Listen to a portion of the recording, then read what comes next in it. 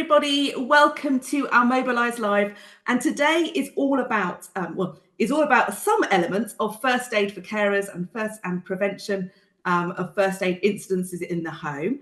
And so we've got a special guest with us today. Welcome, Emma. Emma joins us from First Aid for Life. I'm going to hand over to Emma for our presentation today.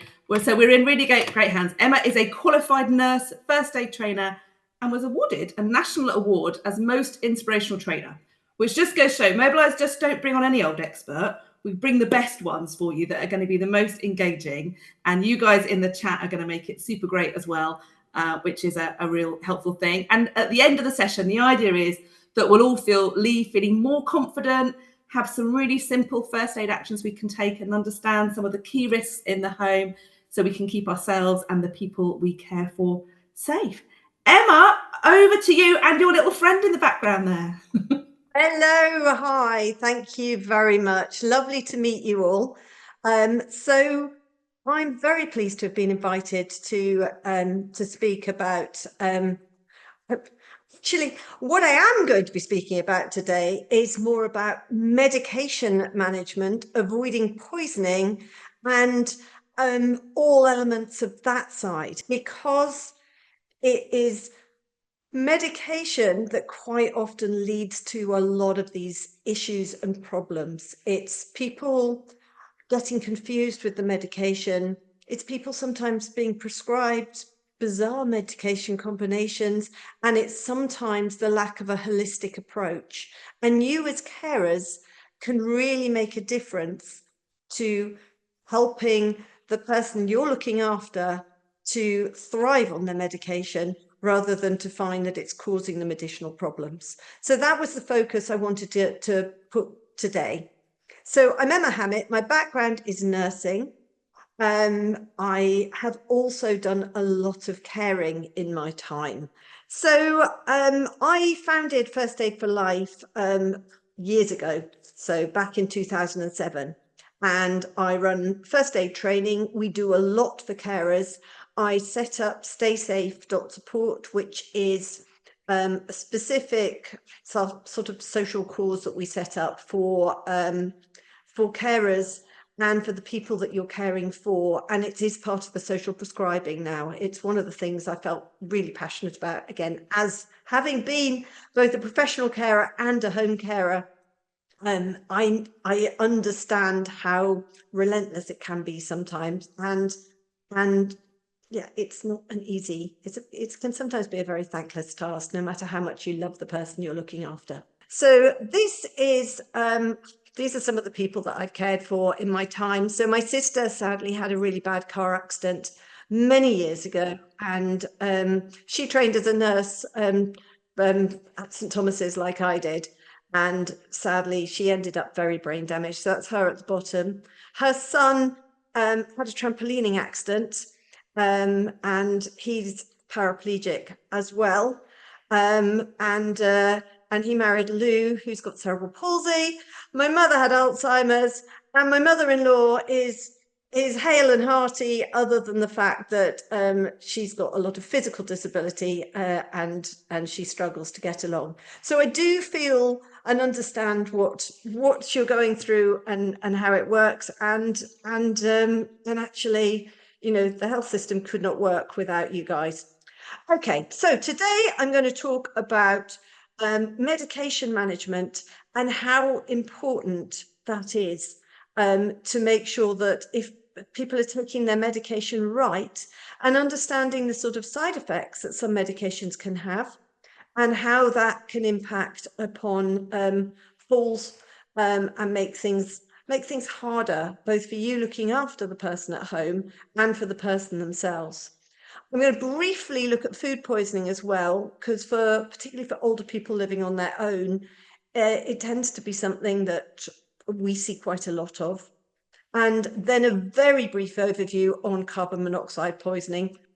Okay, so poisoning is when anything interferes with the normal body functions, and it can make you very ill. Accidental poisoning is common. And yes, there are fatalities, but actually it's very underreported. A lot of people don't realise that they're taking things that are actually interacting with each other and causing issues. So I just want to alert you to some of the more common ones. Okay, so people get confused. I get confused. People of all ages get confused.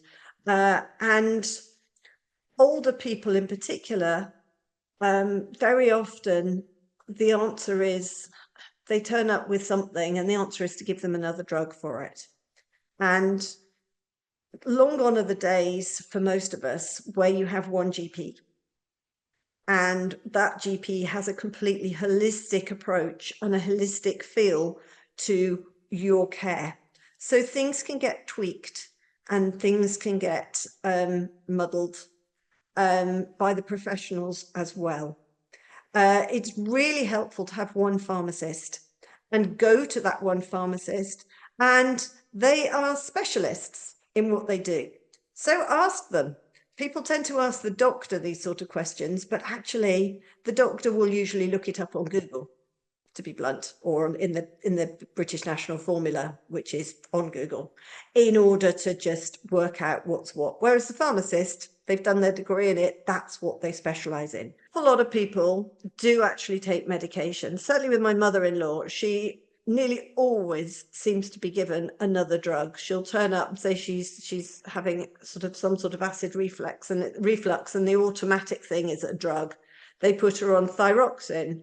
Come on to that later, but it turned out that actually her obsessive eating habit was basically she was eating too much cabbage, and that was causing the iodine to drop, and that was affecting her thyroxine. So when we looked at her diet, there was no need for any thyroxine. So question, don't automatically think, oh yeah, the doctor thinks that's great, let's add in another drug.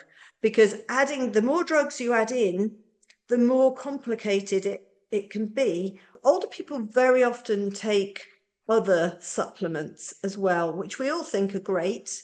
And sometimes they're absolutely fabulous, but just ask the pharmacist, can any of those over-the-counter medications interact with some of the other stuff that I'm taking? I think we're all, it's not just over 65s that don't take drugs as directed by their doctor. I think it's very difficult to remember to take medication as prescribed. You know, you sort of look, is it before food? Is it after food? Is it with food? You know, is there anything that I shouldn't take it with? Does it say not with grapefruit? In which case, think orange juice as well. All sorts of things that are on there. The reason that you have all those with food, without food, whatever, well, there's a few factors. One, it could be caustic to your stomach. So very often the ones that are after food, it's to protect the lining of your stomach so that it makes it less likely that you're going to get a stomach ulcer or whatever, something like that. So sometimes it's after food because they're fat absorbed. And sometimes it's before food because they're more water absorbed. And sometimes they have to be on an empty stomach. And one of the fastest places to take medication is to spray it inside your cheek. So that's why your GTN spray, if someone's got glycerol trinitrate, is either under the tongue, sublingual, under the tongue, or in the side of your cheeks. And the same if somebody has seizure medication. So sometimes those are rubbed into the gums. So your buccal cavity, which is your mouth, is actually very vascular and a very quick way of giving medication, the right medication. But a lot of the trials have not looked at polypharmacy, where there's multiple drugs put together. But the pharmacist will know some of this, and if not, they know where to go to ask. So they can find out that information for you. If people are having trouble swallowing, there's usually another option. So it might be that there's a liquid, it might be that there's a capsule that's easier to take than a tablet. It might be that a different shaped version of it is better. And if somebody is not over 65 or they're not entitled to free prescriptions, it's also worth asking if there is a purchasable option that makes it cheaper for you to have, because medication and repeat prescriptions can be very expensive if you're paying for your prescriptions. So think and question. If another drug is being added in, just ask the doctor what this particular drug does. Does it interact with the other ones that they're on? And how does this work? Is this one designed to counter the side effects of some of the other ones? Because sometimes you just end up with more and more because you're getting side effects on one, and then you get given another one to stop those side effects, and then you find you've got another one. So ask the doctor when they're prescribing it, so you understand exactly why they're having it. And then double check with the pharmacist as well. And then don't worry about going back if it doesn't make sense, because it's really important that you do question these things, because sometimes it can make it much harder for someone. So the other thing is, as we get older, we have less water in our body, which is why it is so important to push fluids with older people. And I know that's very difficult as well, because they'll sit very gently and they don't like drinking a lot. And part of the reason they don't like drinking a lot generally is then it means they have to go to the loo, and going to the loo can be difficult, complicated, stressful. And so they will drink less so that they don't have to go, and then it all goes through. Then suddenly you find they've got a UTI, and then the UTI gets them confused, and then it all goes in a vicious cycle. So if you can explain to them the importance of drinking and why they need to keep these fluids, sometimes that is helpful, or sometimes you just literally have to be there and keep putting that drink to their mouth and to their lips. And then there's all sorts of other there's the water bead things that people can use and take, which can be very helpful to hydrate people. But I appreciate it's difficult, and it can be very complicated. So drugs that dissolve in water will reach higher concentrations in older people. So that means they're getting a higher dose. And again, sometimes, I mean, drugs like digoxin and atenolol have been around for years. And sometimes they have been prescribed based on an adult dose, not based on an older person dose. And sometimes you might have a much smaller older person. Sometimes you have a much bigger older person. And again, all those things need to be thought about, just like, different people's alcohol tolerance is very different. People's tolerance of different drugs and medications is very difficult. Drugs that dissolve in fat accumulate because they need more fat to store them. And the kidneys become less efficient at excreting the drugs. The liver becomes less able to metabolize the drugs. So prescribing for older people, I think it would be great if it was a separate side. So you have a child dose, an adult dose, and an older people dose. Sadly, that's not how it works, but your pharmacist and doctor can work together and make sure they've got the right dosage for your loved ones. The other thing is medication can increase the risk of falls. Things like diuretics. Diuretics make somebody want to go to the loo. So they make them want to wee, and they can give them quite a lot of urgency. So never stop any medication without having that chat with the GP and with your pharmacist. And again, it's not always quick and easy to get a GP appointment. I appreciate that as well. But it's particularly important with the beta blockers, benzodiazepines, antidepressants, steroids, and warfarin, because all those have quite a long half-life, and they which is how long it takes for the drug to get out of your system. And it can make a difference. It can make you very ill if you stop it fast, because your body needs to adjust And particularly with things like warfarin and steroids, you need to titrate the dose down gently and manage that removal in order to manage other side effects around. With most of these, actually, you'll end up with withdrawals otherwise. So again, it's everything that I've said. Be actively involved. A medication list is really helpful. I go into that in a second too. Your pharmacist should be able to print one off for you. And you can ask them to give you as much detail as you want about exactly what those drugs do. So this is your medication list. Again, your pharmacist can print this off, print off for you exactly what someone is taking. And again, I'll come on to this in a minute, but it's useful to carry that with you at all times. But also, if you've got one of those little pots with the green cross on that you can put in the fridge, or Suzanne was saying sometimes there's things on the back of the front door where the emergency services know to look. It's really helpful if you have to take someone to hospital or to other appointments, to have that full list of everything. You'll need to add in the herbal remedies and anything else they take, and maybe make that full list with the help of your pharmacist and ask them to double check if there's anything that's going to potentially cause issues, which can make some of your drugs stronger or possibly stop them working altogether.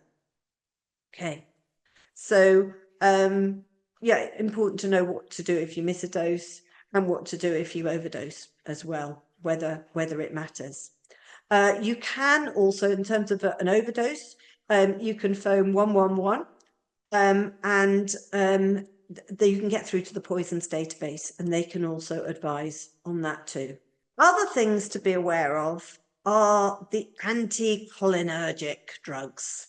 So specific drugs such as antidepressants, antihistamines, some sedatives, cold remedies, allergy drugs, an awful lot of different drugs, and antipsychotics will actually block this acetylcholine. And that's what they're designed to do. But acetylcholine can be very useful. It helps with your memory. It's vital for your learning, for your concentration. It makes your heart function as it should. It looks after your blood vessels. Basically, it makes your body work fine. And the amount of acetylcholine in the body decreases with age. You need these drugs for a specific reason, but if they're also blocking acetylcholine, they can have quite marked side effects and can cause confusion and constipation and dry mouth. They can make you lightheaded. They can make you lose your balance, and they can also cause urinary retention. So be aware that if they are given an acetylcholine blocking drug, there will be a reason why the GP has chosen that is the most important route and way that they are giving that medication. So that is important. However, the side effects can be quite marked. So look out for them. And if they are causing them problems, go back to the GP and pharmacist pretty quickly and ask if it could be due to the new drugs that's been started. So it's good to be aware. Very often, as we've just been talking about constipation, people jump to prescribe stuff. When I was nursing, we routinely gave everybody lactulose or Dorbanex. Was routinely written up for constipation, for being in bed, because we obviously weren't mobilizing people. Shows how long ago I trained. But we used to give them temazepam for their sleeping automatically. So everybody that came into hospital was automatically given a sleeping pill, automatically given something for their bowel. We also used to have a tot of whiskey, Guinness, all the other stuff on the bottom of our drug trolley too. So we used to rattle around giving all this different medication along, which people were taking down with a tot of whiskey. So it was a routine. There are lots of other alternatives. There's all sorts of relaxation apps for sleeping. Sleepio is a very good one. I do a lot of work with the Maudsley Learning, and they rate that very highly. There's lots of different options, changing the routine, tweaking it slightly, milky drinks, actually maybe not drinking before you go to bed, because you then have to get up and have a wee at night, and then that means it's harder to get back to sleep. And actually some people have different sleep patterns as well. So maybe even if they're not sleeping at night, then there's something that they can be doing, so they're not focusing on not sleeping at night, and they can sleep in the day. So here's on to my do not eat grapefruit. Okay, grapefruit juice is the worst offender. Orange juice is also an offender, not so much, but a bit. So what it can do is either potentiate the drug because it blocks how it's metabolized, or reduce the amount of the drug because it blocks the transmitter or the transporter to where the drug needs to go. And different drugs are affected in different ways, and it can be really quite profound. So that is why there is a reason that it says that. It doesn't mean never drink grapefruit juice or orange juice. It just means don't drink it at around the time that the person is taking their medication. So what happens is they've got these things called furanocoumarins. And if you look at that, it can reduce the production of the intestinal enzymes by nearly half. And it's still got an impact after 24 hours. So instead of being metabolized and broken down, more of the drug enters the blood and stays in the body longer. So obviously, if you've got a higher concentration of drug in your body, you've got a much higher chance of having adverse side effects. If you're affected by side effects, I didn't mention side effects particularly. Some people can take drugs absolutely fine with no side effects at all. So it's quite easy with some of the things, when I find it myself, when you're sort of reading through the side effects, you start thinking, oh yeah, maybe I have got a headache. And maybe I do feel a bit queasy. And it's quite easy with some of these to start imagining some of those side effects. So you're looking out for them, but you're not focusing upon them, because if everybody had those side effects, they wouldn't be allowed to bring the drug to market.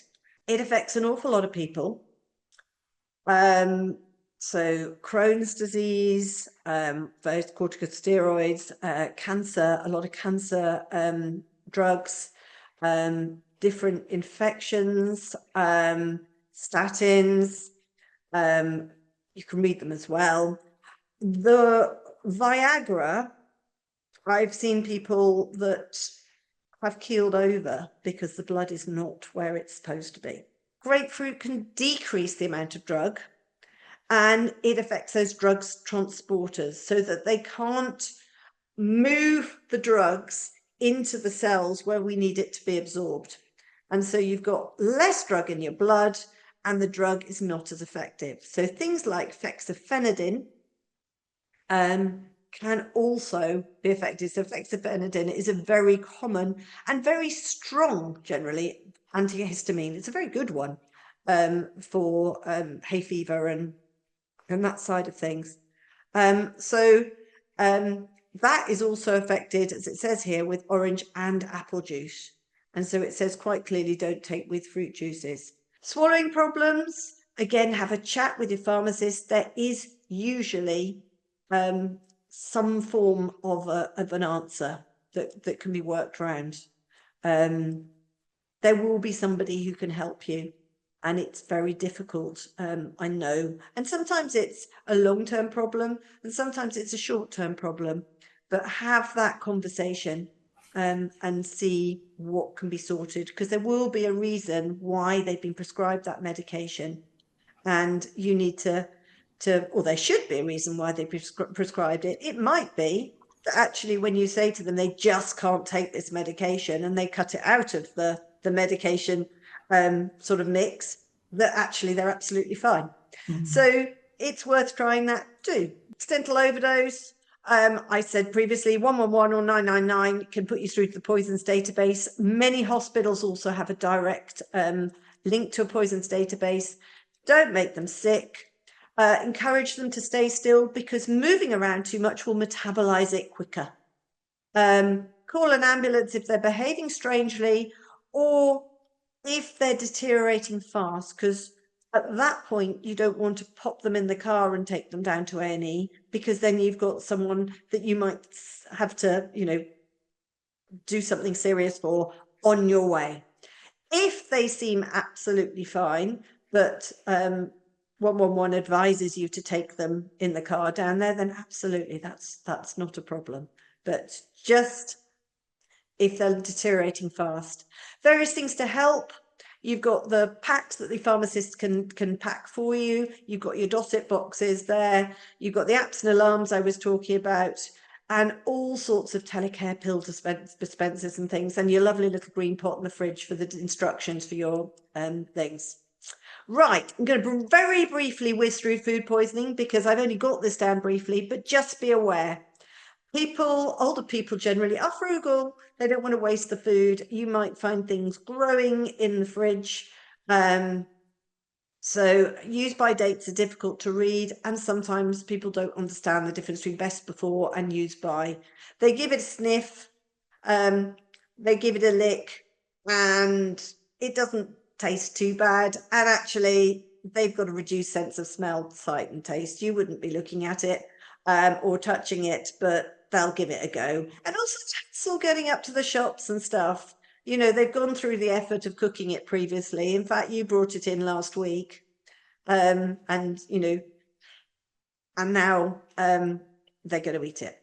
So a lot of people have food poisoning. It makes them very ill. It makes them confused. It mucks up the medication, and all your lovely routine that you'd got into and your life balance that you'd got into is thrown up the swanny. So good to be helpful, to be aware of this, and for the carers to keep a good check on the fridge and make sure that, you know, stuff is being thrown out when it's gone over. Monoxide, very briefly, be aware.